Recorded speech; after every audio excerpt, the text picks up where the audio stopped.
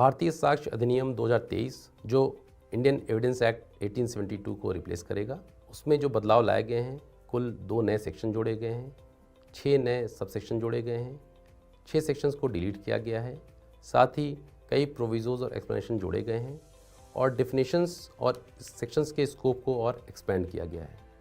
जहाँ तक nature of reform की बात करें तो सबसे बड़ा रिफॉर्म है जो इलेक्ट्रॉनिक रिकॉर्ड संबंधित है, उन्हें कॉम्प्रिहेंसिव फ्रेमवर्क प्रोवाइड किया गया है इस बदले हुए भारतीय साक्ष्य अधिनियम में। डेफिनेशंस को एक्सपेंड किया गया है, साथ ही ऐसे इररिलेवेंट टर्मिनोलॉजीज़ को ख़त्म किया गया है जिनकी कोई रेलेवेंस नहीं रहती थी। डेफिनेशंस की बात करें तो डॉक्यूमेंट की डेफिनेशन को एक्सपेंड करते हुए इलेक्ट्रॉनिक एंड डिजिटल रिकॉर्ड्स को समाहित किया गया है। साथ ही इलेक्ट्रॉनिक एंड डिजिटल रिकॉर्ड्स की मीनिंग को फर्दर एलिब्रेट करने के लिए एक इलस्ट्रेशन जोड़कर हर तरह के ऐसे साधन जैसे emails, server logs, documents on computers, laptop और स्मार्टफोन्स, मैसेजेस, वेबसाइट्स, इन तमाम तरीके के जो एक्सप्रेशंस हैं उनको उसमें समाहित किया गया है।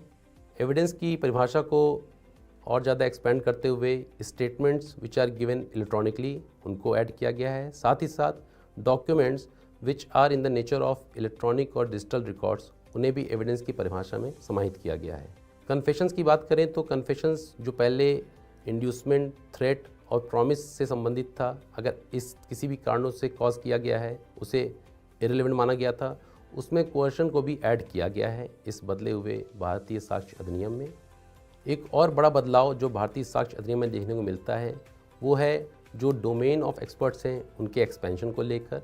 अभी तक जो ऐसे किसी भी डोमेन एक्सपर्ट्स थे वो फॉरेन लॉ, साइंस और आर्ट से ही संबंधित थे, उनमें अदर फील्ड को ऐड करके डोमेन एक्सपर्ट्स को एक्सपेंड किया गया है। बड़े बदलावों में 2 बड़े बदलाव हैं जो प्राइमरी एविडेंस और सेकेंडरी एविडेंस से संबंधित हैं। प्राइमरी एविडेंस जो कि धारा 57 भारतीय साक्ष्य अधिनियम में दी गई है, उसमें 4 एक्सप्लेनेशंस ऐड किए गए हैं।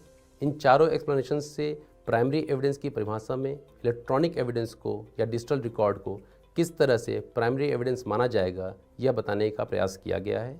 एक्सप्लेनेशंस अगर हम पढ़ें तो एक्सप्लेनेशन 4 कहता है वेयर एन इलेक्ट्रॉनिक और डिजिटल रिकॉर्ड इज क्रिएटेड और stored and such storage occurs simultaneously और sequentially in multiple files, each such file is primary evidence.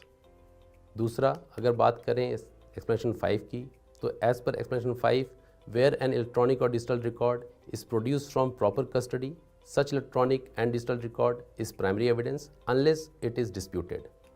इसी तरह explanation 6 where a video recording is simultaneously stored in electronic form and transmitted or broadcast or transferred to another, each of the stored recordings is primary evidence. And finally explanation 7 where an electronic or digital record is stored in multiple storage spaces in a computer resource, each such automated storage including temporary files is primary evidence. So this way the scope of primary evidence is expanded in case of an electronic or digital record. Further section 61 जो धारा 61 है भारतीय साक्ष्य अधिनियम की, उसके तहत भी इलेक्ट्रॉनिक और डिजिटल रिकॉर्ड की बात कही गई है जो यह बताता है कि इलेक्ट्रॉनिक और डिजिटल रिकॉर्ड की वही लीगल इफेक्ट, वैलिडिटी और इन्फोर्सिबिलिटी होगी जो किसी अन्य डॉक्यूमेंट की होती है, तथा इसकी एडमिसिबिलिटी को कोर्ट में केवल इसलिए डिनाई नहीं किया जाएगा क्योंकि यह एक इलेक्ट्रॉनिक या डिजिटल रिकॉर्ड है। इससे इस बात की पुष्टि होती है कि अब इलेक्ट्रॉनिक रिकॉर्ड जो हैं वह प्राइमरी एविडेंस की तरह ट्रीट किए जाएंगे।